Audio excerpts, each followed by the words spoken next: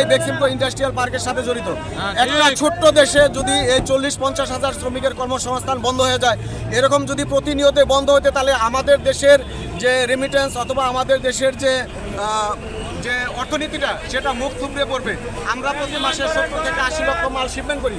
সেই শিপমেন্ট করে আমার দাবি দেওয়া, আমার ব্যাক টু ব্যাক এলসি সহ আমার প্রতিষ্ঠান খুলে দিতে হবে, আমাদের চাকরি বাঁচাতে হবে।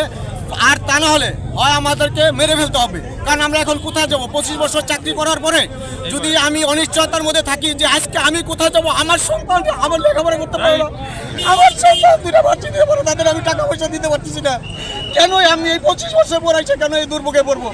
আমাকে অবশ্যই হয় সরকারের এই বেক্সিমকো খুলে দিতে হবে, তাহলে আমাদেরকে ফাঁসি দিতে হবে, ফাঁসি দিয়ে মেরে ফেলো।